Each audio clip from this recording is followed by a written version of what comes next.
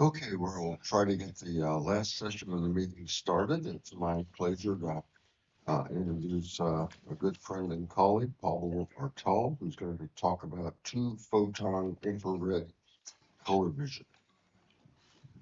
Thank you very much, Ray, and good afternoon, everybody. I'm really happy to be here, and I'm going to try to be on time, so we can go to the next thing. So, well, I'm going to move this. I'm in the University of Murcia. This is southeast Spain.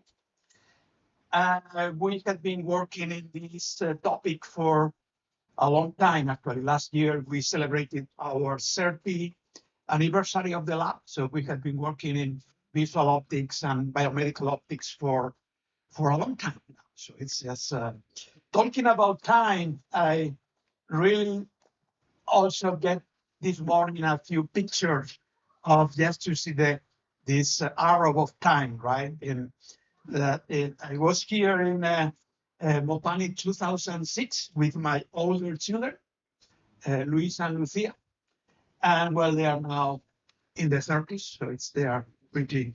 And I'm now with my little children now, that is with Pablito and Isabel. That they don't want to miss the talk, so they are in the back. I hope they behave properly in the talk. So that's well, that's nice because this is a very long time, a lot of progress, a lot of work done in this field. So I'm really happy to be here. And actually, I wanted to talk to you. You know, we have been doing a lot of work on aberration, adaptive optics, all that, right? This has been our core central expertise for many years. But there is a topic that actually is not fitting well in this meeting because this is a meeting with a lot of clause on linear optics.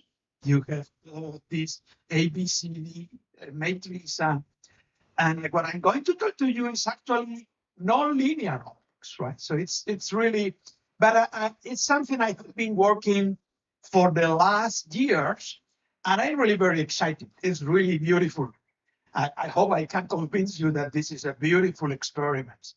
And I hope I'm going to convince you that there is some potential, some possibilities, and if not, there is scientific curiosity, right? So the topic is about something that seems a little bit counterintuitive, is seeing in infrared. And as you know, we see with visible light. We are not sensitive to infrared or ultraviolet light. We just see in this small range of the spectrum from the red to the blue. So what's the point of seeing in infrared, right?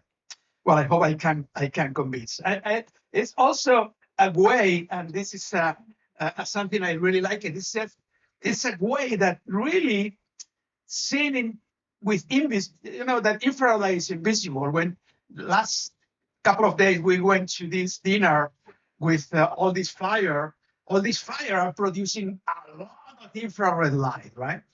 And when we feel it, it's pretty hot, right? When you close to the fire, but we cannot see. What we see is basically the very early part of the spectrum and the red one, right? So, but if we can really use the infrared, it should be a way somehow to hack our visual system. Is this something that we can do? How we can do? And actually we can, and it's a nice type of experiment. And the trick is using pulse source. So typically we are seeing with continuous sources, right? These are, or kind of modulating in time, but basically continuous for us, right? So this is our typical thing. But imagine that we are seeing with flashlights, just small pulses of light. And well, this is a little bit the trick. We want to use, this is the visible part, we want to use in the wavelengths in the infrared part that they actually become visible. Well, a little bit of history. I'm going to give you a little bit of history that, by the way, how we see humans in infrared has been a lot of interest for many, many years. Actually, these papers are from the last century, and actually, we are a little bit sensitive to the infrared radiation. So this is just wavelength from visible to infrared 1000 nanometer. This is sensitivity, and then what's happened, this is a logarithm scale. So then we are sensitive to infrared, but the difference in sensitivity is more than 10 order of magnitude. So we can see infrared light, see, yes, but we need a lot of light, a lot of light. And then at a point that you really need to burn your retina if you want to see in this level. So this is something well known for many years.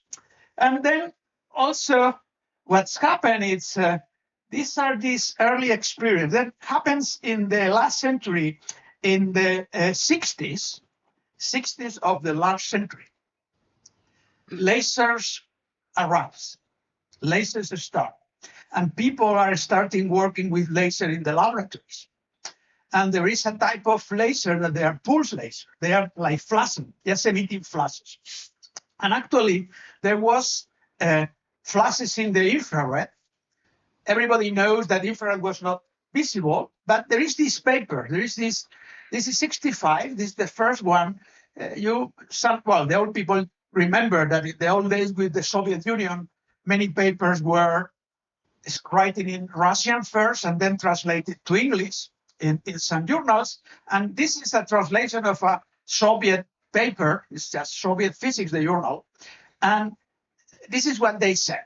They said that, well, it was found that infrared light in the wavelengths of around 1 micron, very infrared, it seems like yellow or orange, what is light of half the wavelength. So these people, they were playing with infrared light, but they were around and they see colors.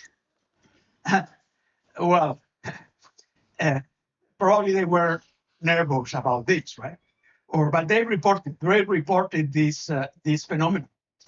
A little bit later, and this is in the US actually. Sorry, this is another paper that they confirm that they can see this sensitivity in infrared light, and also they propose the reason. And the reason they proposed was not correct, but I still mentioning here. They suggest that there is, and this is physical optics, right? There is a phenomenon that is called second harmonic generation. That basically is that if you have 2 photons in infrared, they can be basically produce 1 photon invisible. And this is very unlikely because it is nonlinear optics. This is happening in very, very unlikely. Actually, this was not the reason. The reason was actually another nonlinear mechanism that is called two-photon absorption. What is actually happening is in our photoreceptors, in our cones, we typically absorb 1 visible photon and then we start the vision process. But also may happen that if we have at the same time 2 infrared photons, they are absorbed together, 2-photon absorption, and then actually our perception is like if we were absorbing 1 photon of visible light, half wavelength. This is a very well-known mechanism in nonlinear optics. So this is actually what is happening. We project infrared into the retina, and there is this, typically we have 1 photon absorption, it's our normal vision.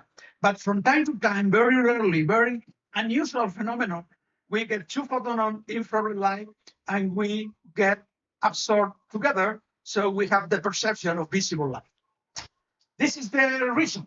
But well, this is happening in a very unlikely situation, so it's very uncommon, right? But how we can increase this?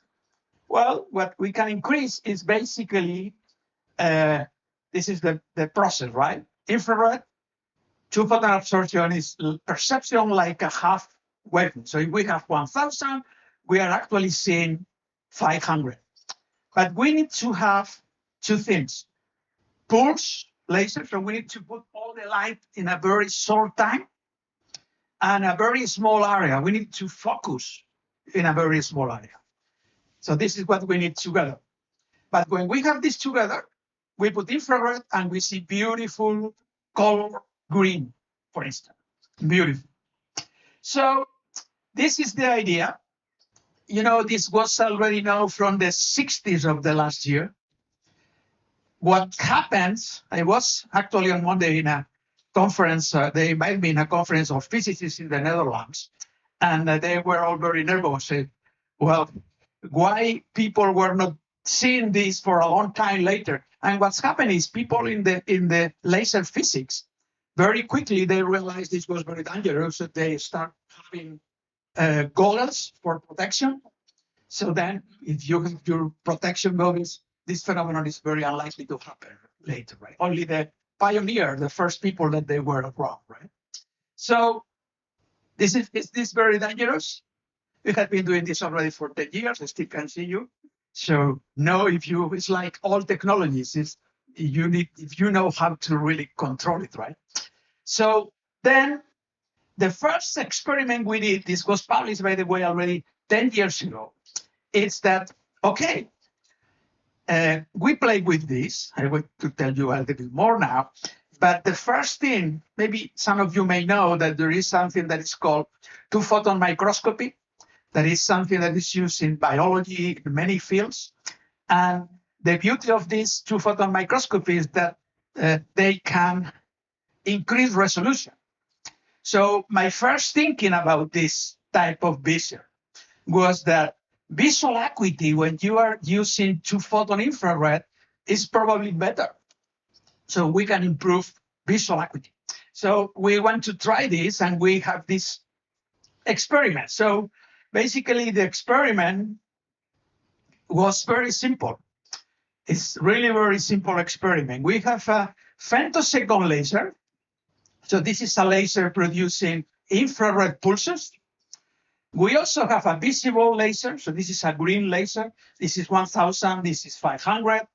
We want to have together.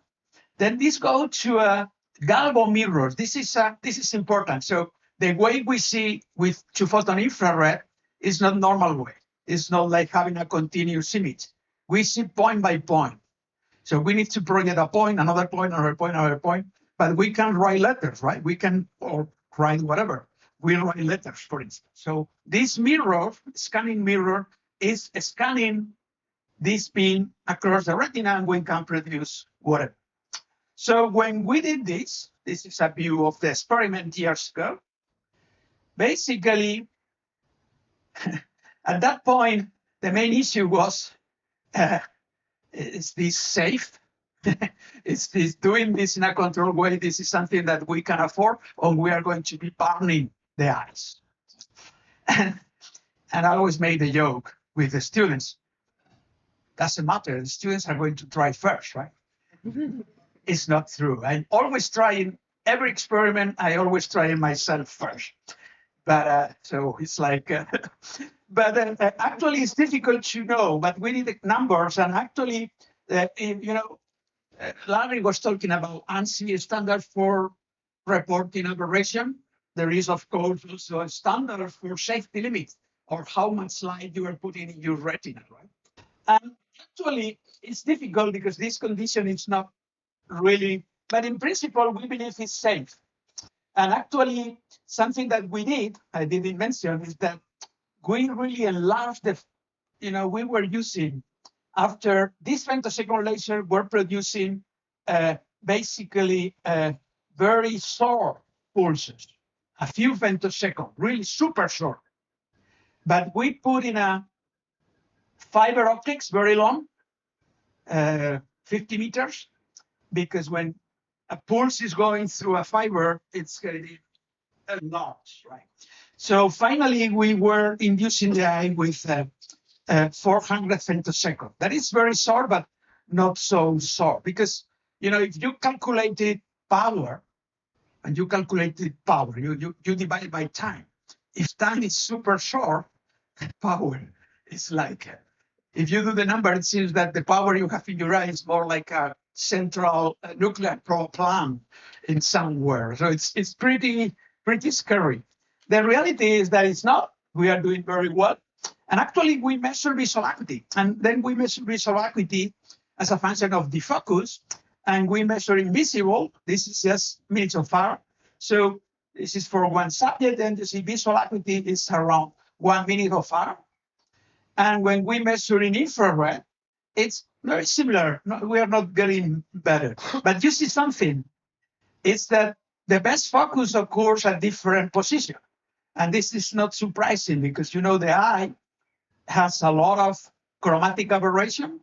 And actually, we are inducing with visible and we are inducing with infrared. So it's very different chromatic aberration for the two. But once we correct for that, it's basically similar visual acuity. So this was a little bit frustrating because I was thinking, well, when you are doing two-photon vision, we can see better. The perceptual feeling is very nice. So you see so bright color, very nice, right? But visual acuity, we cannot really measure. But wait for a few minutes with something else. So this is years ago. The next thing we were interested is, okay, initially we were thinking very short pulses, very short. But it's possible to have longer pulses? And the answer is yes. Actually, we were selecting another type of laser that is called super continuum laser with a couple of properties. One property is the pulses are longer, nanoseconds. So they are longer, short, but longer. And the other thing is these pulses, they are sometimes called white light laser. So they are very broad spectrum. So we can really have many different wavelengths in the infrared. So having this, we can repeat the experiment, and now we can have something interesting. We can have actually different infrared wavelengths that convert into different visible wavelengths. So we can do color vision. We can have color vision with infrared light. So it's like double jump, right? So, and actually, this is kind of an interesting experiment, and we were another more recent paper also in optica. They are all open source, and you can have a look if you are interested. In this experiment, we tried to characterize two-photon color vision, and we were doing what is called in psychophysics color matching experiment. We basically match the color psychophysically. And so basically we have a path that is one photon, standard vision, the other path that is two photon. And the subjects need to adjust the colors, right? And when we do that, we see something like this. I think it's pretty interesting. This is 1,100, and the perception is very green. This is 950, perception very blue. And when you go to the 800s, it's like a violet. So basically, if you plot the incident wavelength in infrared here, and the perceived wavelength that we have is half in this range, it's a little bit more in this range. And why is happening this here? It's purely two-photon absorption. But here in this shorter wavelength, they are still visible with one photon phenomenon. So we have a combination of two photon and one photon. With two photon, we see blue. With one photon, we see red. So the perception is more like violet. So, well, this is like a type of experiment we were doing. So next step here is, okay, we can produce colors with infrared. Can we replicate a RGB standard color display, but instead of using visible wavelengths, using infrared wavelengths? And of course, I can see your faces. It's similar, I said to Josh yesterday. Why? Why you want to do that? This is why? This is super crazy to do things. But you know, we are here to do crazy things, right? That's the reason people pay us. Well, not everybody agree, but that's my feeling. You are going to understand very quickly the reasons for it. But the first question is, it's possible to do infrared RGB display. And then this is the simple way to answer is, it's possible to produce white. Can we produce white color with infrared? And actually the answer is, well, this is the advantages already. Well, I can tell you the advantages first. Then, in any case, we can produce white. We can produce mainly white with infrared. Advantages? Already mentioned a little bit, but one of the advantages is that chromatic aberration is very big invisible, around 2 diopters. It's much smaller in infrared, less than half diopter.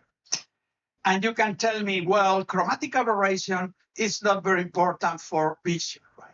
There is nobody, for you clinicians, is anybody going to your practice complaining about the chromatic aberration they have?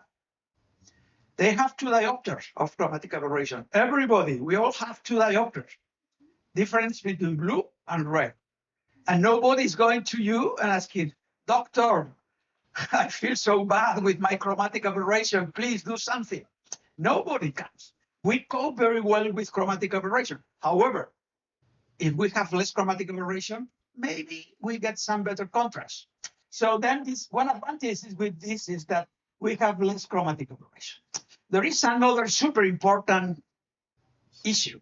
You may know, if not, I'm telling you that infrared has a very nice property. Infrared goes very nicely through turbulent media. So if you are in a very foggy day, you use an infrared viewer and you see. If you use visible, you cannot see anything. So using infrared light, you can go through opaque corneas, you can go through opaque lenses. And then that means that you can produce letters in the retina of people with completely opaque media, completely opaque. So this can be an advantage. The reality, Larry, is that this is the scientific reason, but there is one reason making people crazy about this. And the reason is security, military application. And this is our wall, I'm sorry. Any kind of nice biomedical application, people, but this is something for security or military, then people get crazy. It's amazing. I never get so excited about that. And why do you think people are excited about this related with safety and security? Because if you have any type of RGB display, any type, and you have, imagine you have somebody, a soldier or whatever, you are sending information through a wearable device, invisible light. Somebody can see it, right? Eventually. If you are using infrared two-photon, only the person that you have the two-photon absorption, only you can see this, nobody else, because this infrared is only becoming visible in your photoreceptor. So this is a 100% safety procedure. So you can imagine all these big companies and technology companies, military companies, they are working to have these devices compact. We know that. They don't tell, but we know. And it's not easy because, well, I can't tell you how we are doing. We try this, but imagine we compare, this is the system. It's a big optical table. It's complicated. It's a lot of optics. It's not an aberrometer. No, it's like many aberrometers. So it's complicated. And then we did the experiment, by the way. This is the experiment we did that we can actually produce white. And the beauty is that we produce white with this 950 nanometer that is become blue a lot. This 1050 that become green. And look, only a little bit of red, because this is still using one photon mechanism. It's not two photon, it's just normal vision. So it's a little bit of light still that some people can really see with normal thing, but it's very, very small, you can see. So, okay, this is a little bit of summary. Well, I'm just skipping this, but you know that I mentioned that we have been working for years in adaptive optics. This is correcting aberration. So this is a beautiful area to apply adaptive optics, because if we have a much better image correcting aberrations, we can get a better two-photon process, right? So the key is shorter pulses, very small area, because then the chances you have so many photons that you get this process, right? And we need this. And when we correct the focus, when we correct astigmatism, we get much better sensitivity. This is clear. But when we correct aberrations, nothing really happens too much. Still, we are debating about this. So I'm just trying to be on time. I promise Ray that I'm going to be on time about this. So let me just summarize a little bit. I hope you follow this. The message is, if somebody tells you infrared is invisible, you say yes, except under certain circumstances that you can make visible. And then what is the possible application for this? And I have to say that I have been having this question of what is the application of this for so many years. I don't care about it. But okay, but I need to eat. I need to get paid. So from time to time, I'm trying to make effort to show some examples, right? And the application beyond RGB display. This RGB display, you know that these people are terrible. We have these papers and others showing these ideas, and there is a lot of patents from Meta, Huawei, other companies, just covering all this for this application, super quick. They don't know nothing, but they have the patent. It's amazing. Well, this is how world is working, right? So beyond displays, what is interesting? Well, I think I mentioned to you something that is very interesting, I think, and we already tried, is that if you have clinical situation with very opaque, very mature cataracts, I know this is not common, but sometimes happens, right? And very opaque corneas because whatever reason. Then in these patients, how you know how healthy is the next part of the visual system is very difficult now. And in many cases, doctors say, well, who cares? Maybe why we are going to do the surgery, why we are going to do the corneal transplant, but they are more complicated, difficult, if they are not later having any benefit. With this, we know if there's going to be benefit because we can go through this no matter how thick is this lens or how thick is this cornea, right? Optically, of course. Then we can produce letters here, and then they can say, okay, I can read it, I can see this. Okay, then it's going to be a benefit. So this is one reason. And well, this is just a lot of penetration with infrared. There is something else some people are doing. I'm still a little bit skeptical, but we are actually in the lab. We have a student working in a perimeter, just testing peripheral vision. And well, some people believe, I'm not convinced, but some people believe that if we have a new perimeter using two-photon infrared, then we can detect retinal diseases, whatever you can imagine, much earlier. So maybe 10 years earlier than is going to happen. And then, and I'm not completely convinced, but the idea behind this is that our sensitivity to two-photon absorption is more delicate than for normal vision. So if this is true, we can really check on this. I will tell you because we have already a device doing this perimetry computationally, and we are starting to measure normal people and subjects and patients and so on. And of course, this is open to other ideas. If you have any other idea of why or what using infrared can be interesting, please let me know. And of course, you cannot. And I'm sure this is going to be, until now, very few people is working on this. But I can tell you, this is going to be very popular in the future. It's like when we were only a few people working in barometers, right? Only, yes, you can count. And now, so many. I tell you, it's going to be similar with this. People will copy very quickly. And I think I'm practically on time, right? Even we have time for a few questions if you have any. So again, thank you very much. Thank you very much, Tanya, for organizing this beautiful meeting. I hope we can come back not in 20 years, because in 20 years I probably will be dead. So I prefer to get a little bit closer window, just for sure that it's possible to. Thank you very much. Thank you. Questions? No question? Oh, I have a Yeah. question.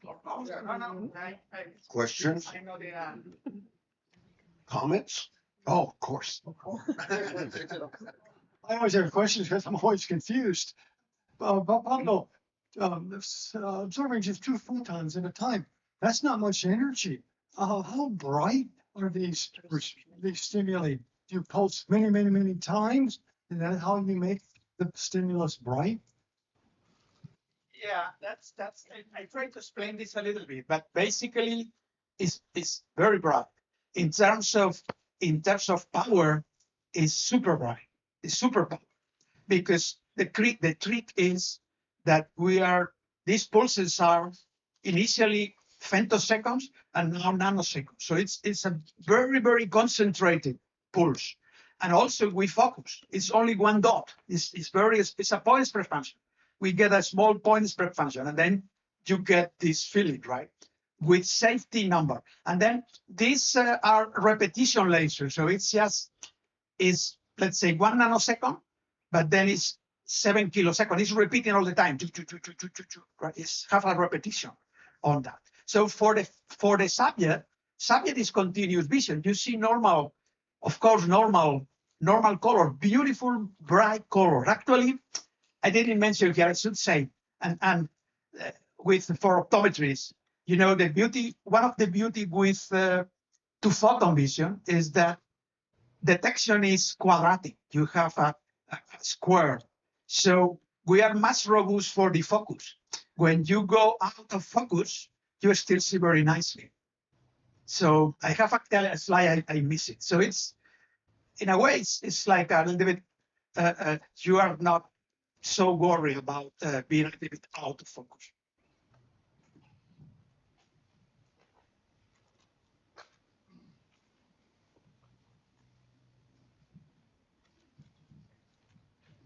Thank you.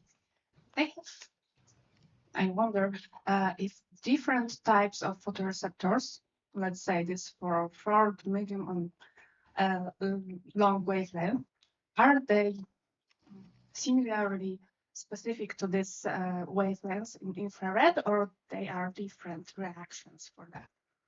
Beautiful question. Beautiful question. And actually, we have that. I didn't send to you, and it's a relatively similar behavior. We have basically V lambda curve, but for the infrared, and behaves more or less similar of course with the translation. So yeah, there is many details I didn't mention. All the sensitivity is depending also about this repetition rate. So it's even in the same, the flash are the same size in time. It depends how often you are doing many different things. What we look is a kind of practical approach, like trying to optimize all these parameters to have the best as possible. Another typical question, I just asking myself, because it's a typical question people make, is this happening to everybody? Yes. Everybody, well, at least everybody can see, everybody with normal vision has infrared vision. We have not found anybody who does not, but we don't know in patients, right? So that's it.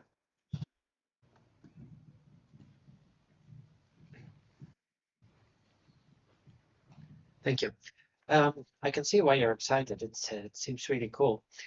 I just have two questions. First of all, it's a laser that is inside the eye. So how long can someone look safely into this device? I mean, if you want soldiers to wear this, they would have to wear it for a long time, right? So there must be an upper limit to how long they can wear it.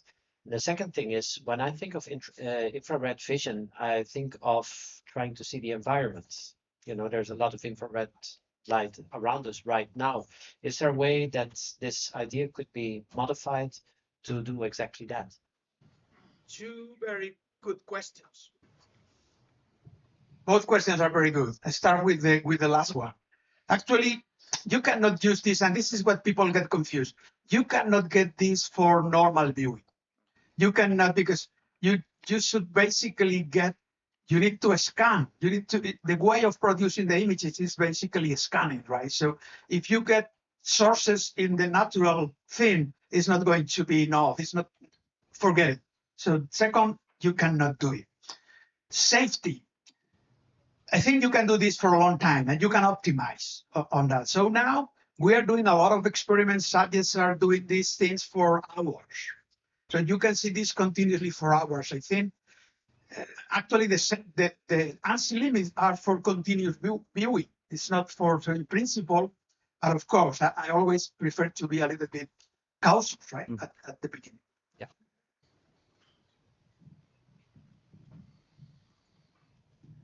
But for the second question, my thought was, what if you would link it to an infrared camera and then project? In that case, it should be possible, no? Yes, but this can be for anything, right? So you can do this for basically any low lighting or whatever. Yeah, but yes, you can do that. But I was thinking you are suggesting, well, there is this, we go to the Buma dinner, we get the fire, and then we use this infrared, and of course you cannot see the infrared. There is not enough light to have the two-photon effect. You have tons of that. But in this other way, yeah, it would be possible.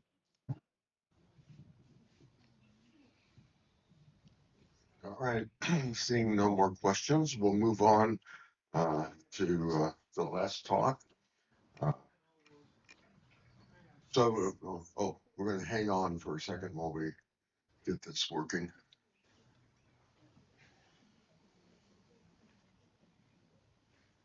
Choose to mirror or extend the display.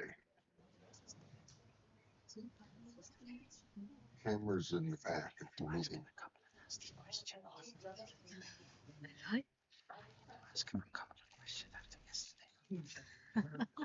There you go. Now just This is really cool.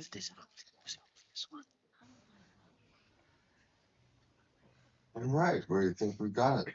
So the last talk today is by Larry Thibos, who's going to talk on who discovered the Rayleigh's criteria for spatial resolution.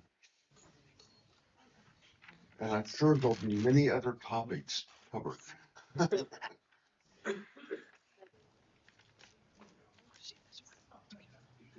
Have you seen this though? Hi, everybody. It's me again. I have vowed to not mention the word Zernicke this afternoon. Promise? Oh, I just did it. My apologies. Well, I'm going to try to close the meeting here with a talk that is very different from what we've been doing this entire meeting. And I'm going to reverse the arrow of time that Pablo referred to.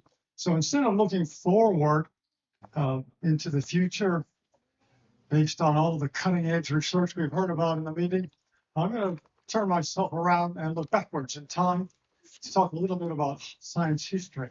The history is a really interesting topic. It's one that's fundamental to vision science and applications in optometry. It's all about 2-point resolution. And I'm inspired in this talk by this star right there. This is a photo of the southern sky. That happens to be Alpha Centauri. It's the third brightest star in all of the sky, and it's visible only from the southern hemisphere. If you go out after dinner tonight, look up in the western sky, you'll see Alpha and Beta Centauri if you're lucky, you might get a chance to see Crooks. Now, Alpha Centauri has a special place in South Africa because it's what's called a binary star. It's not one star at all. It's actually two stars. And binary stars have great importance in astronomy. And it's been great studied by astronomers here in South Africa, especially Johannesburg. And the way to think about binary stars is that they're it's not just two stars, maybe one here, one way halfway. They're right next to each other. And in fact, they are like dancing partners doing the Viennese waltz across the dance floor. As they go through the universe, they kind of do this. Do this to each other. Yeah. They're dancing, revolving around each other. And they have a period of about something like 80 years, this particular one. Some go faster, some go slower. And so it leads naturally to the question that Pablo was talking about, 2-point resolution. Just a couple of notes in history. It all started back, almost 300 years ago, when the first astronomers working out of Johannesburg had discovered that with their telescope that Alpha Centauri is a binary star, and the separation from Earth's perspective varies from about 2 seconds of arc to 22 seconds of arc. Now you might think that's a bit too small to be able to be seen by the human eye. Can we resolve 2 points that are only 20 seconds apart in separation? Well, the answer is kind of no, but the question I ask is why not? What are the limiting factors for 2-point resolution? So a 2-point resolution on double stars like Alpha Centauri, are, you think of it as the quintessential example of how we measure spatial resolution. And it's been around forever. Well, recorded history anyway. In ancient times, spatial acuity of the human observers was measured by the ability of an observer to find double stars in the sky. We probably wouldn't have been Alpha Centauri, it's too close, but there are stars certainly in the northern hemisphere where they are resolvable by the human eye if you have really good acuity. It requires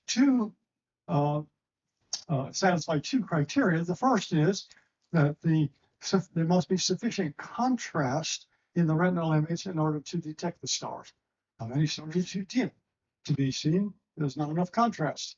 And of course, during the daytime, you can't see any stars because there's not enough contrast. The extra light provided by a star against the background of the sky is not nearly enough to be able to detect the stars. So you have to be able to detect them. But having detected them, there must be sufficient reduction in contrast between the stars so that you can see the gap.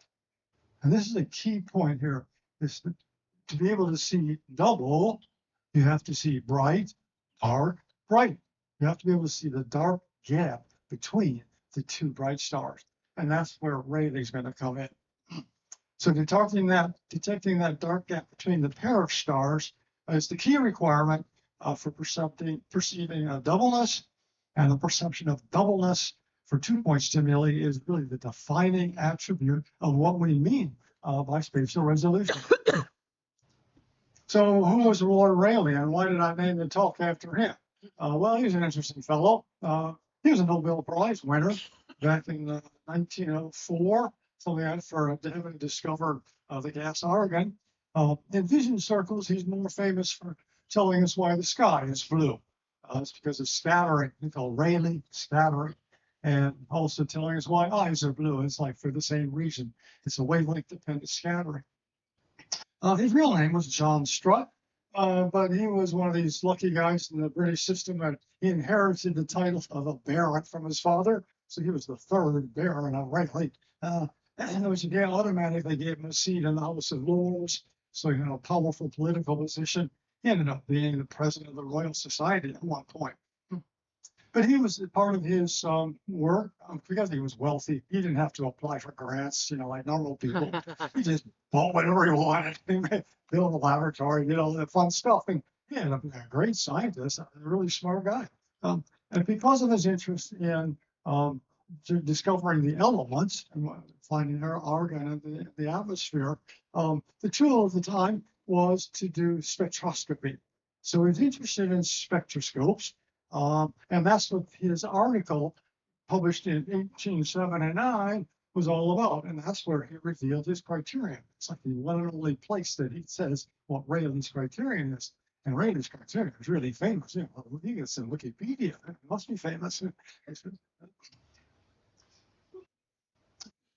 So he was interested in the design of telescopes and spectroscopes. Picture on the right is a picture of an ancient, in fact, the first spectroscope ever invented back in 1814.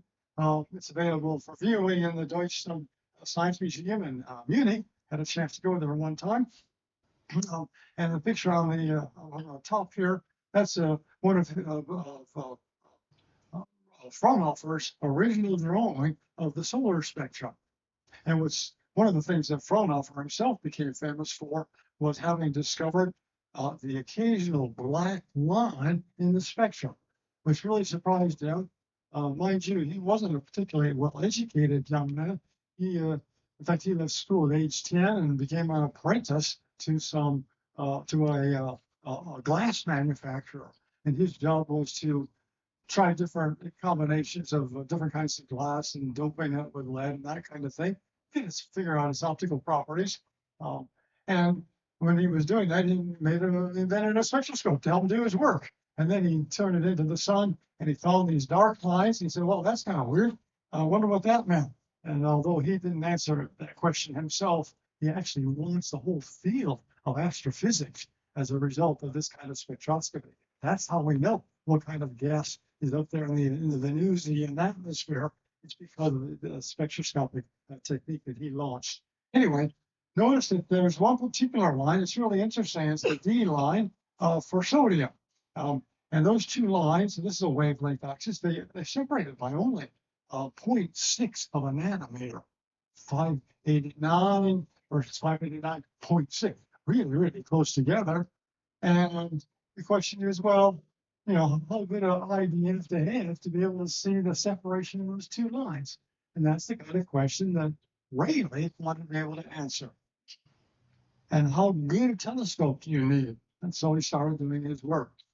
So, although the question was really about lines in the paper that Rayleigh wrote, the simplified matters, so let's just talk about 2 points instead of 2 lines, a little bit simpler. So a quotation directly from the paper, unfortunately, this is in English. I read English, okay? Wait till we get to the Germans. The fraction, he said, the fraction causes a star's image to be a central disk of light surrounded by luminous rings of rapidly diminishing brightness. And if you look up on Wikipedia, so this is what he's talking about, a bright spot, and then little rings surrounding them. He said the angular radius of the central disk is 1.22 times the wavelength divided by the diameter of the aperture. Now, he didn't have to invent that himself, already told us that. That's why it's called Airy's disk. So for a perfect optical system, and here's where his criterion comes in. He said that for a perfect optical system, Rayleigh assumed that this gap here, right, relatively dark, bright, not super dark, it's just dark enough to be detectable. He said that gap will be just detectable if the peak of one of these point spreads functions aligns up perfectly with the 0 point of the other. So one of the points will contribute 0 light here, but it contributes the maximum of light there. They said, now isn't that clever? Let's make that the criterion. If the 2 points are separated by an amount exactly equal to the radius of Airy's disk. And that's his criterion. So that means that what we would call minimum angle of resolution, and using clinical jargon, that's equal to Airy's disk radius, 1.22 lambda d. So what was his justification for that? Well, he just said, let's just do it. I mean, you know, he's the boss. I mean, he's Lord Rayleigh. I was going to argue with Lord Rayleigh. He said, This rule is convenient on account of its simplicity and is sufficiently accurate in view of the necessary uncertainty we have as to what it means to be resolved anyway. So I pretty cleverly sidestepped some of the issues there about what do you actually mean by resolution? He said, we don't really know, but this is a pretty convenient sort of thing. And then he carries on and says, in rather florid language, he says, perhaps in practice, somewhat more favorable conditions are necessary to secure a resolution that would be thought more satisfactory, which is to say, there may be a better way of doing this, but I don't care. This is my criterion. It's arbitrary. So it's taken as a criterion for resolution, the separation in space, but it's based on the ability to detect a gap. It's a contrast sensitivity measure used to define spatial resolution.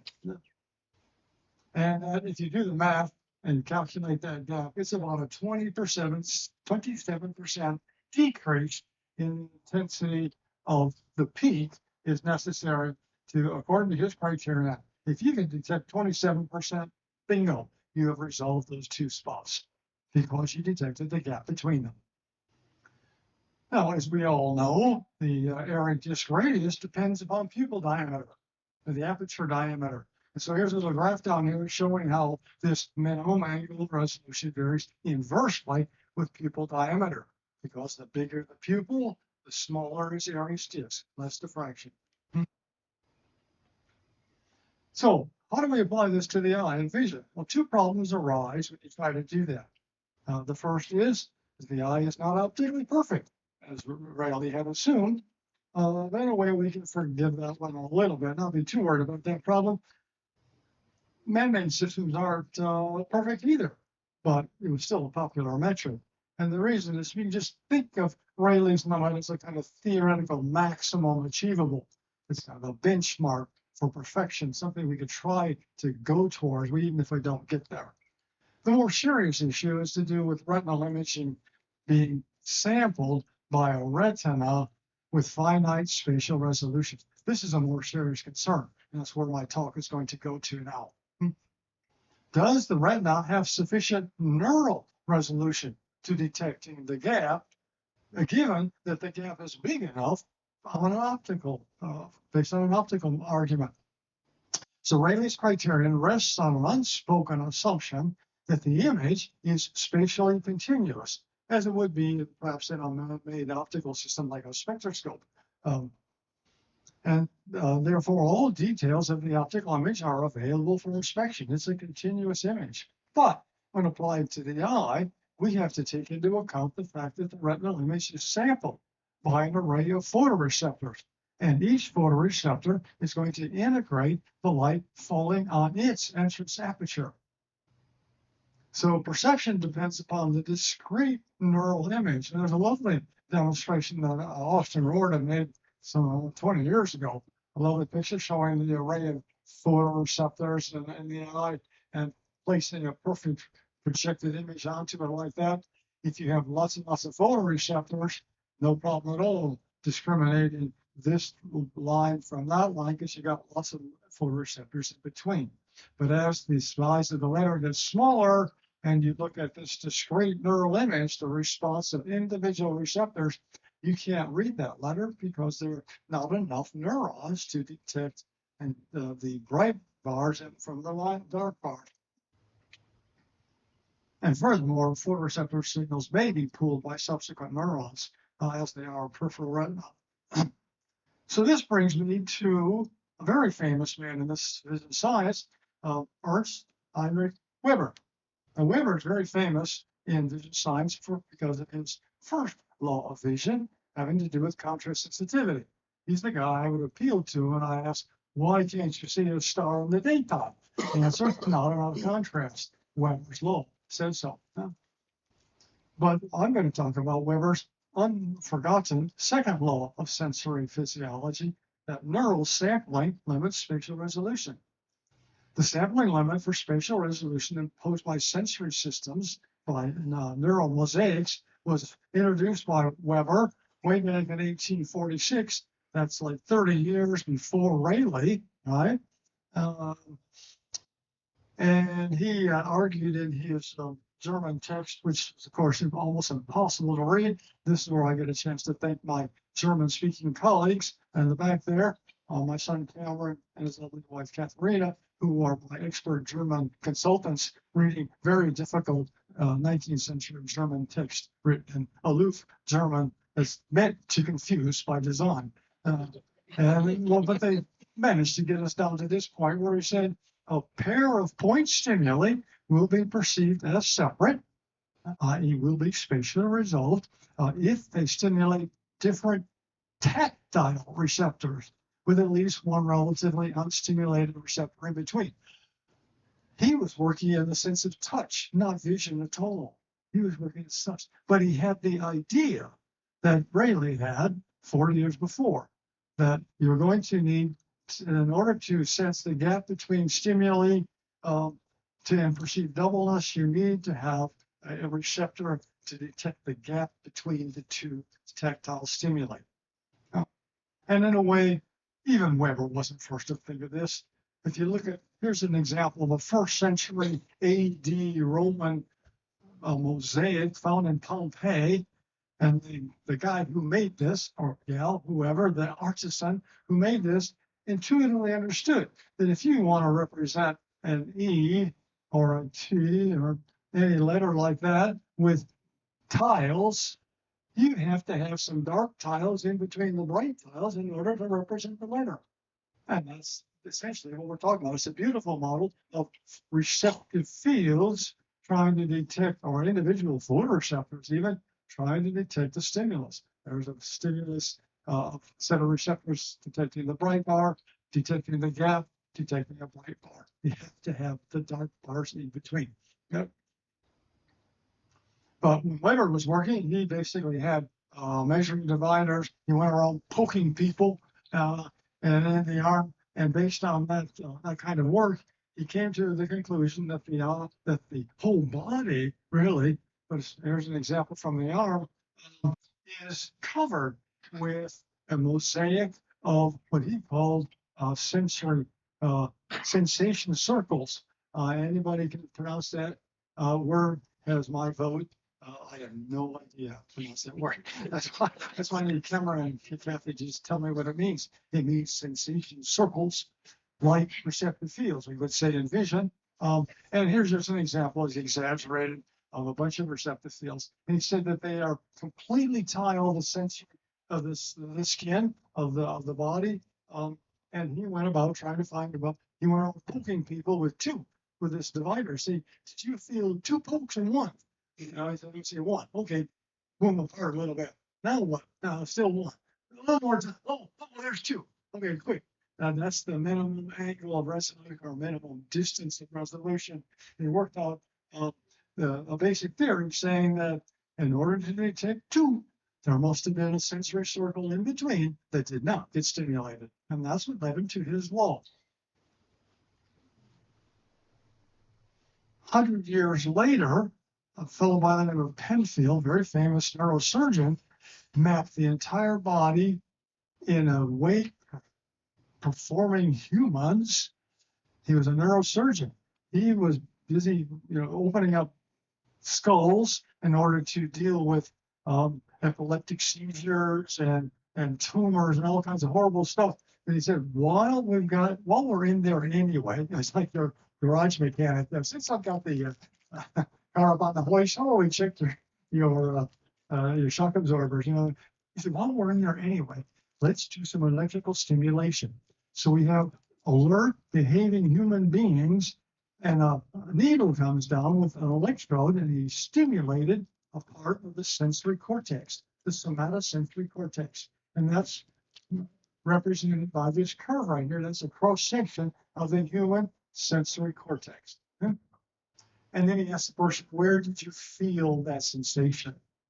So if he stuck it right there, he'd say, ooh, you just poked me in the neck. That's his perception of him being poked in the neck when all it was an electrode stuck into his brain. Do the same thing on the face, lips. Turns out that the lips occupy a huge space on this cross section. So tiny little lips. It's almost comparable to the entire torso of the body. Now, why would that be? You argued that it's because you have many, many, many sensory receptors on your lips. They are very close together. You got fabulous sensitivity or spatial resolution on your lips, but you have very poor spatial resolution on your torso because the sensory circuits are so far apart. And your lips are close together. There are many of them. On the rest of the body, they're far apart. There aren't many. So when those afferent neurons get to the sensory cortex, you have to make room for a very large number of sensory inputs coming in from the face and the lips. Not very many for the rest of the torso because you don't have to take much room because there aren't many neurons. So this is a kind of cortical magnification, a great distortion of the body. It has got a famous name. It's called the homunculus. And in the world of somatosensory science, Penfield and Rasmussen gets great acclaim for having discovered the sensory homunculus. And sort of things going on in the retina as well. And this is where Weber really showed his chops. In a remarkable display of lateral thinking, Weber generalized his somatosensory law of two-point body resolution over the surface due to touch to the sense of sight in order to explain the relatively poor spatial resolution of the peripheral vision. Because his personal experience tells us that you have terrible resolution in your visual field. And Weber said, well, that probably means you have widely spaced sensory units in your peripheral retina. And they're closely spaced in the central retina. And therefore, you have an explanation of why resolution varies across the visual field. And it's based on an argument of spatial anatomy. In the fovea, they're closely packed. You can have good resolution. In the periphery, they're widely spaced, these receptor fields. You have to have a really big stimulus to make sure that you've got gaps between the lines you're trying to detect. So here's a nice little example from Africa, just to kind of give a demonstration of how non-uniform sampling of the retinal image by, and it's actually ganglion cells, not photoreceptors that matters, for the variation of acuity with eccentricity. Imagine that you're in a one of those balloon rides over Johannesburg, and you're looking down at a herd of zebras out here, and you fixate the head of the one on the far left, right? So that means most of this image here is flowing into your peripheral retina. And let's suppose it gets out to about as much as 30 degrees of eccentricity for the sake of argument. And say, now over here, we've got very high density receptors in the periphery. They're very widely spaced in the periphery. You see? And now we're going to take lots and lots of receptors there and map them onto the cortical image in the brain. You have a lot of receptors. It takes a lot of room to take those into account, to lay them all out. And over here, we don't have many receptors, so they can get all crammed together. It represents a spatial compression of the periphery relative to the center, and that's what in vision we call cortical magnification. It's a phenomenon that's easily demonstrated psychophysically. But what I want you to notice is the interesting patterns that exist on some of these zebras out in the periphery. Look at this one here. It almost looks like a leopard. Look at that. He's got little dots instead of stripes. All these up here, very unusual patterns. They don't look at all like the original. That's a clue. That's a clue of the perceptual consequences of undersampling. It's a phenomenon called aliasing, and it's going to be the crucial line of evidence in making an argument that spatial resolution can, in some cases, be limited by spatial density, sampling density. Okay. Now, you have to understand that in Weber's era, nobody knew that rods and cones are photoreceptors. We hadn't been discovered yet. So Weber was really working in an area of just complete ignorance, really. And so his prescient explanation for the anatomical sampling limit was 8 years before rod and cone photoreceptors got discovered independently by two gentlemen, German investigators, Bergman and Mueller. So this state of ignorance of retinal anatomy really led to just pure speculation by anybody who had wanted to know how the retina even works. And here's an example from an English-speaking authority, who's the leading ophthalmologist of the time in Britain, worked in London, by the name of Bowman, just the middle of the century, 1848. This is the slide he used to educate medical doctors, ophthalmologists, about how the retina is built and how it works. And it's almost useless. He had no idea what these little things are. It looks like grass, like little sticks poking up and down, up and down. They called it the bacillary layer. I had no idea what they were for. And then to me, it looks like something a geologist would have drawn to show you what sedimentary rocks are like. Here's middle-sized stones. Here's little bits of sand, pebbles, more sand. And down at the bottom, we had some big bumps down here. Had no idea. The hypothesis at the time, the leading ophthalmologist at the time, said that when light, you have to understand, light is coming up from the bottom in this diagram. The pupil's way down there on the floor somewhere.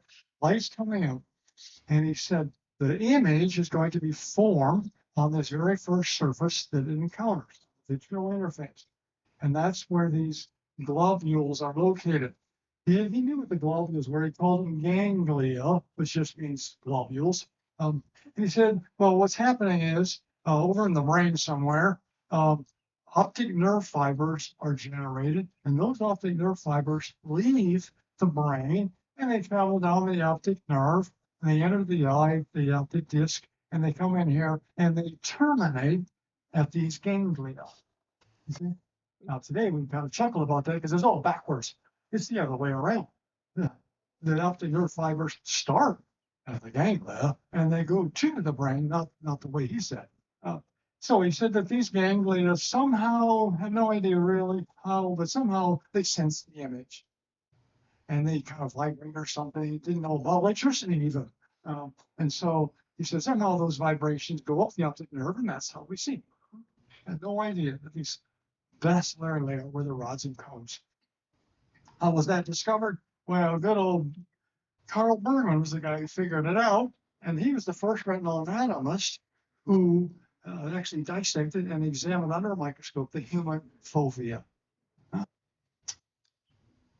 His most important discovery was that, contrary to the common view of the time, the fovea is not a hole in the retina. Until Bowman said the foveal foramen being an anatomical term, meaning a hole. Everybody thought that the fovea was just a hole in the retina. He said, no, it's not. He said it's simply a place where the retina is very thin. And the reason it's so thin is because most of the layers in that diagram, as he showed you, are missing. The only layers left over were the little sticks at the top, the bacillary layer. And so immediately, the very right guy, this is Bergman, he said, it has great functional significance to the discovery, arguing that the ganglion bodies and their axons, they can't not be the light sensitive element of the retinas because there aren't any there. They're gone. They're missing. So they can't be the light's photoreceptors, the eye's photoreceptors.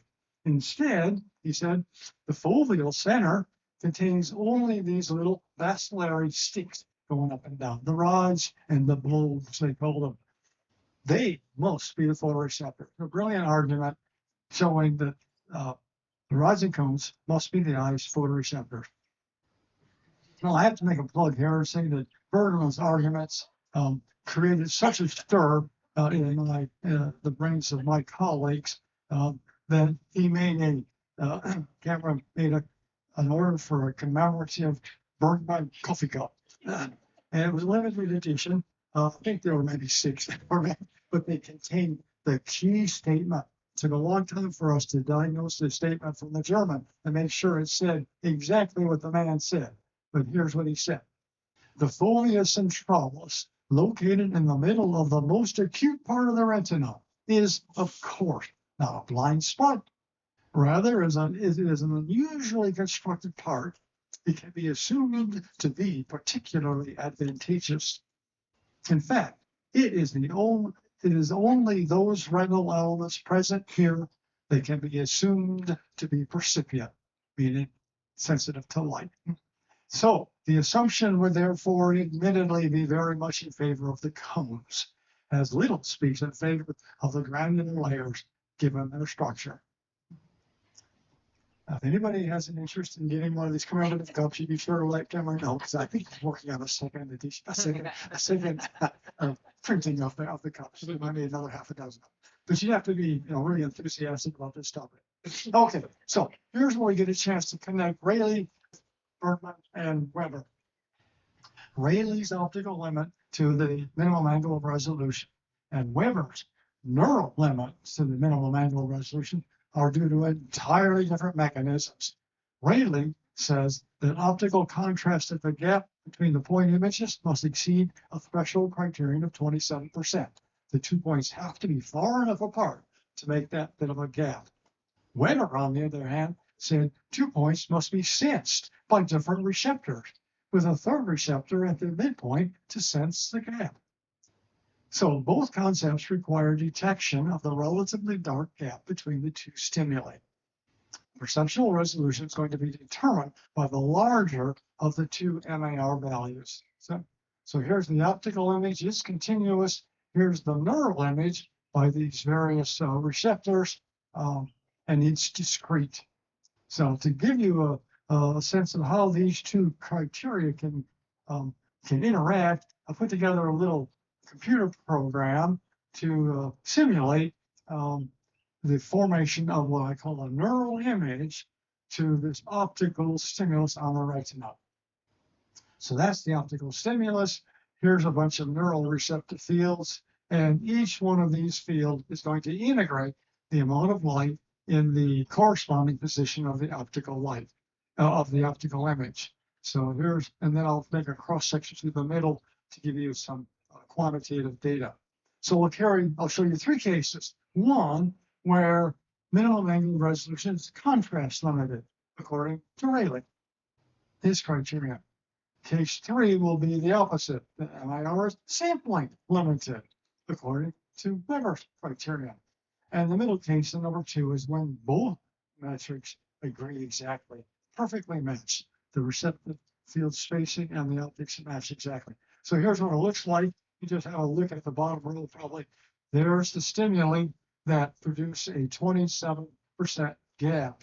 It's for a small pupil. And with a small pupil, those blur circles are big. The area discs are already big.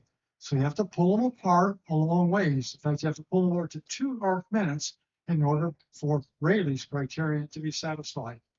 But from that sort of a distance, there's lots and lots of receptors there, plenty, so that Weber's criterion is automatically satisfied. So in this case, it's Rayleigh's criterion. The larger value of 2 arc minutes is the actual value that will be recorded.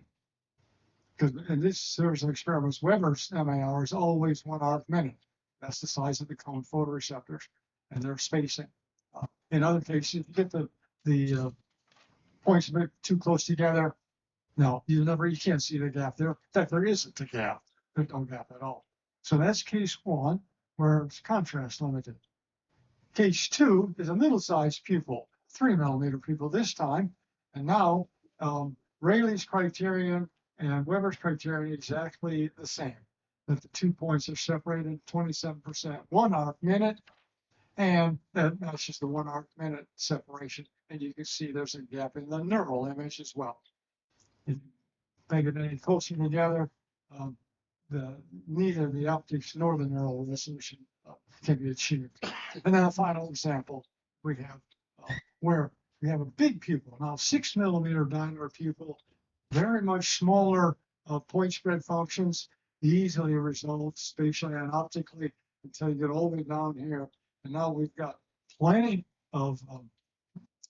we're at Rayleigh's criterion here. They're so close together, only a half a minute apart. Rayleigh would be happy with that, but Weber said, no. I can't see the gap. There's no gap there.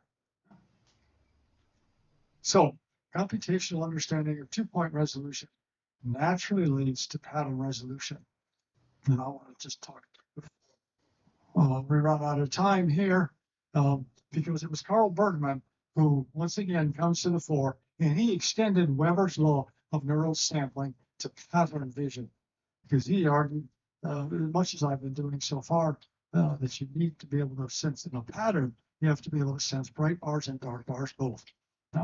And here's the kind of mental exercise he went through when looking at a photoreceptor under his microscope. He said, here's the photoreceptors there, and there. If I put a really high frequency grading on that pattern, here's an obliquely oriented grading, and imagine these photoreceptors looking at this bright bar, there. Gosh, there's no photoreceptors in between. Well, we're going to measure the dark bar. There's no neuron there. Meanwhile, over here, there's all these dark bars are detected, but there's nothing to detect the bright bar. So in the end, you have a pattern of response of the receptors of basically a vertical pattern of bright and dark stripes of a different orientation and a different width, different spatial frequency. And that's the key observation of this phenomenon we call aliasing. And 100 years after that, the first psychophysical paper, a demonstration of this phenomenon of aliasing appeared in the literature using grading stimuli. David Williams in 1985 showed that foveally you can get some really strange patterns. They almost look like those zebras I was showing earlier. And this was the stimulus was a vertical grading. All right, a vertical grading, but very, very fine grading, very high frequency. And he argued that photoreceptors were undersampling it. And this is the kind of pattern he did. We did a similar experiment a couple of years later in the periphery now, where we made a vertical grading. It's fairly coarse, a little bit finer. When we get to a certain level of fineness, it doesn't look like a vertical grading at all anymore. It looks like a coarse grading, wrong spatial frequency, wrong orientation, clear evidence of aliasing. So to finish the talk, then the forgotten Weber-Bergman law of neural sampling resurfaced after having been forgotten for years and years and years in the 20th century, but not in vision. They resurfaced in engineering, because engineering started becoming interested in things like resolution and sampling.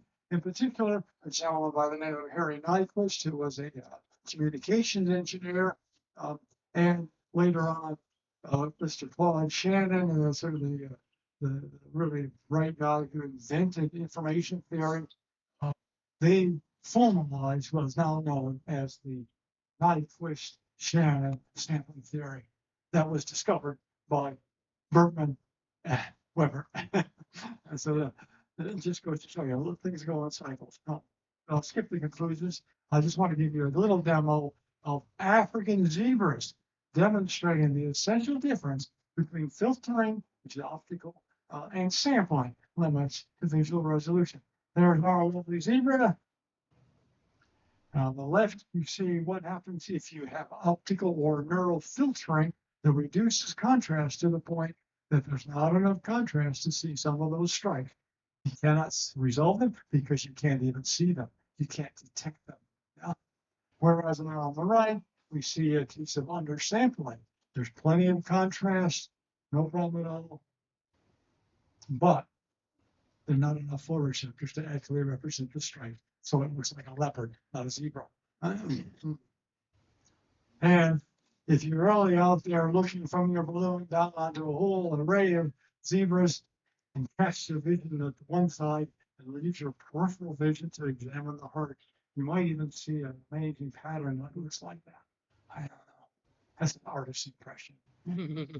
Okay, so I'm going to, at this point, close the my talk and actually close the meeting. I'm going to wish you all happy stargazing, safe travels, but don't go away just yet.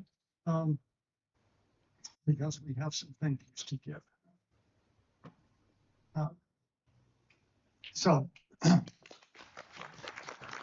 I think we can get questions, please. And I probably ran over a little bit. Let's see if there's any questions or comments from the audience.